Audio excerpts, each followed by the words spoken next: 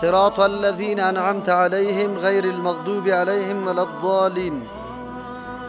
دیروز مصداق صراط مستقیم توسط آیات کتاب الله متعال تعیین و مشخص کردیم که صراط مستقیم اگرچه 4 تعبیر در قرآن کریم آمده، اما مرجعش به یک چیز است. چرا؟ قرآن توحید و یکتاپرستی الله در تمام ابعادش و خاص کردن عبادت به سوی الله و راه انبیاء علیهم السلام و تابعینش تعقیب کردن کلش یک چیز است. از امو خاطر داعیان ایرا انبیاء علیهم السلام و تابعدارای واقعیش است. تابعدارای واقعی انبیاء علیهم السلام کسانی هستند که وا در عمل دعوت میکنه مردم، تنها در زبان نیست که در زبان خود بتراشن کلان، اما در عمل هیچ از آثار انبیاء علیهم السلام از اخلاقشان دو دیده نشوه و مردم تابعدارای انبیاء علیهم السلام نمیشه. چه رقم دعوت میده؟ دعوت به توسط حکمت میده، یعنی دعوتشان از قرآن و حدیث شروع میشه. همیشه مردم به سوی قرآن و حدیث دعوت میده. سوره نحل میکشیم، در اونجا الله متعال برای ما تعیین میکنه آیه 125 پاره 14. پیغمبر علیه السلام خودی انبیاء علیهم السلام دعوتشان به کدام سیستم و طریقه است. و ایره به خاطر میگیم که یک تعداد مردم همیشه از ما تقاضا میکنه، میگه به حکمت پیش بری، به حکمت پیش بری. مفهوم و معنای حکمت نمیدانن، از او خاطر همیشه میگن که حکمت نمیفهمه که حکمت چی را میگه. اصل دعوت به سوی حکمت به کدام سیستم است؟ مراد از حکمت چی است؟ اعوذ بالله من الشیطان الرجیم، بسم الله الرحمن الرحیم. ادع الى سبیل ربک بالحکمه. دعوت بدی به سوی راه پروردگارت. راه پروردگار راه قرآن کریم است، راه اسلام است، راه دین و نظامی که الله تعیین کرده. بالحکمت توسط قرآن و حدیث دعوت بده. در سر منبر که برآمدی قصه های و حکایت های خود ساخته را در مردم بیان نکو. آیت قرآن بخوان، حدیث صحیح رسول الله صلی الله علیه و سلم. مردم دعوت توسط قرآن و حدیث بده. از او خاطر نصاب دعوت و تبلیغ قرآن و حدیث است. کتاب فضایل اعمال نیست. کتاب فضایل اعمال یک بسیار بخش جزئی دین و نظام شمرده میشه. از او خاطر برادرای تبلیغی ما همیشه خطا میکنه. هرگاه درس قرآن کریم شوه و بعد از او میگه بیای که تعلیم میشه، تا که همو کتاب خود ابتا نکنن، سخن نگوین، حتی درس قرآن برشان هیچ معلوم میشه. او خبر نیست که نصاب تبلیغ کتاب الله و سنت رسول الله است. در نصاب تبلیغ یا در فضایل اعمال 4-5 بخش، فضایل ذکر، فضایل نماز، فضایل درود، فضایل چیست؟ جهاد فی سبیل الله. خب کلی آیات های جهاد و حدیث های جهاد چپک و سر بستره پشت کردن، این تحریف میشه در کتاب الله. این تحریف در نصوص میشه او تحریف درست نیست. هرگاه یک تبلیغی میخیزه میگویه که اینی حدیث اینی قدر در راه الله قدر ثواب داره، اول مصداقش کسی است که در مقابل کفر علنا فیزیکی مقابله میکنه، تفنگ در دستش است. کسی که بستره را پشت میکنه، این صحیح است که در فی سبیل الله داخل میشه. مدرسه، تدریس، دعوت، اگر کسی اینجا در خانه خود دعوت میده، اگر جای دعوت میده، این در فی سبیل الله داخل است. اما مصداق اولی از این جهاد است، جهاد فیزیکی. اگر کسی نصوص میگردانه سری از این، تحریفی بزرگ در دین الله میکنه و این سبب محو جهاد میشه. یکی از انگیزه های غلطی که در تصور مسلمانا این مردم میشانه است که نه اسلام توسط فقط اخلاق پیش میره، نه جنگ و جدل باشه. استعمار و کافر اگر زورش برسه، الله بر ما میگه یک لحظه هم تو را نمیمانه. الله برات میگه و قاتلوهم حتی لا تکون فتنه. جنگ کنی، قطش نگفته که ادعو حتی لا تکون فتنه، دعوت بدی تا که فتنه و شرک موجود نشوه. قرآن میگه و قاتلوهم، جنگ کنی امرایشان. الجهاد ماضی الی یوم القیامه. برادرای تبلیغی ما همیشه فریب نخوره که بزرگای ما اینی راه را بر ما نشان داده، خلاص امیر راه رسیدن به دین است. فکر طبیگیری، هر طایفه برای خود جوانب مثبت و منفی داره. بعد از امو راه های منفیش برحذر داشته باشی و اعلان کنی، به خاطری که گردنت خلاص شود، ذمه‌واریت ادا بکنی، مسئولیتت ادا بکنی.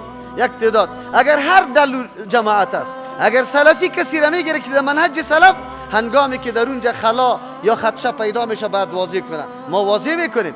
دین روز هم گفتیم براتون کسایی که تاپه ها را گرفته مردم کافر و مرتد در هر موقع میگه، در حالی که او را الله و رسول کافر نگفته باشه، این درست نیسته. یا گستاخی و بیادبی در شان اماما در شان کتابا میکنه و در منهج سلف روان نیست. ما از خودم بیان میکنیم، لیکن او کسایی که ضربه بزرگه در مفهوم واقعی دین وارد میکنه او را هم بیان میکنیم. چطور یک مجاهد در سر کو از دست استعمار و کافر روز نداره، در سموج پوت شده نمیتونه، اما تو میری در کاخ کرملین دعوت میدی، تو را هیچ چیز نمیگه. خب معلوم است که تو هیچ چیز نمیتونی. عجیب است. یادتان باشه اگر تو کسی را از طور معرکه و از طور مجاهدت دور دادی به این سیستم، جای جهنم است، به خاطر که تو مفهوم دین تغییر میدی. این را یاد داشته باشی. ادعو الی سبیل ربک بالحکمه. نصاب دعوت قرآن و حدیث است. با قرآن و حدیث مردم دعوت بده. برنامه انبیاء علیهم السلام که یتلو علیهم آیاتی که یعلمهم الکتاب والحکمت و یزکیهم، اونجا برنامه نصاب تبلیغ و نصاب تعلیم و نصاب تزکیه هر سهش. نصاب تزکیه هم قرآن و حدیث، نصاب تبلیغ هم قرآن و حدیث، نصاب تعلیم هم قرآن و حدیث است. این توسط آیات کتاب الله تعیین شده، کسی تغییر داده نمیتونه. اینجا معنای حکمتی نیست مداهنت بکو. مولوی صاحب سلفی است، 10 سال در مسجد تیر کرده، تا حالی یک دعای مبتدع از بین نبرده، ترجمه قرآن هم کرده رایسته. عجیب حکمت است. تمام عمر در بدعت تیر کوی حکمت است. این حکمت نمیگه. رسول الله صلی الله علیه وسلم اینطور کار نکرده. ادعو الی سبیل ربک، برای پروردگار توسط قرآن و حدیث دعوت بده. بله، چی رقم بدم؟ والموعظه الحسنه. ای بری تو طریقه و شیوه دعوت نشان بده. وعظت حسنه باشه. وعظ حسن کی را میگه؟ از قلب نشأت کنه، از دلسوزی، بسیار از دلسوزی، به خاطر تکبر نه، به خاطر چی سینه خالی کردن نباشه، به خاطر دلسوزی بالای مردم. تو حالات مردم، حالات ناگوار مردم در نظر بگی، بعد از باز بسیار به دلسوزی مردم دعوت کن. انشالله در دعوت تاثیر است. ما ملت میبینیم که آغشته و خیلی مبتلا به شرک است، از او خاطر راه توحید بیان میکنیم. ولو که در این راه هر قدر سر ما اهانت و تحقیر شود، ما آبروی خدا، عزت خدا قربانی چی میکنیم؟ نشر اشاعت توحید الله میکنیم و با کمال دلسوزی دعوت میدیم. انشالله تاثیر داره. هیچگاه الله ایره نمیگذاره. موعظه حسنه ایره میگه و جادلهم بالتی هی احسن. مجادله و گفتگو به طریقی باشه که خیلی درست باشه. خیلی درست که است، اینطور نشوه که احساس تکبر مخاطبت بکنه. نعوذ بالله، او احساس زیره بکنه که ما توهین و تحقیر میشم، یا تو قطش به کلمات زشت سخن بگویی. نه، به بسیار نرمی، به بسیار دلسوزی و خاطر رضای الله متعال تو قطش بشی، جرو بحث قطش به نرمی بکو. بعد از او میگه ان ربک هو اعلم بمن ضل عن سبیله. الله خب میدانه. تا حالی در راه آمدن یا هدایت شدن کاری تو نیست. الله میدانه کدام قلب قابلیت و اهلیت راهیابی را داره و کدام نداره. این را تو نمیدانی، الله میدانه. الله او قلب را راهیاب میسازه که دوی نابت موجود باشه، دو جستجو و طلب و تلاش موجود باشه. کدام قلبی که عناد و ضد و تکبر داره، از قرآن تکبر میکنه. در درس قرآن میگه من محتاج نیستم.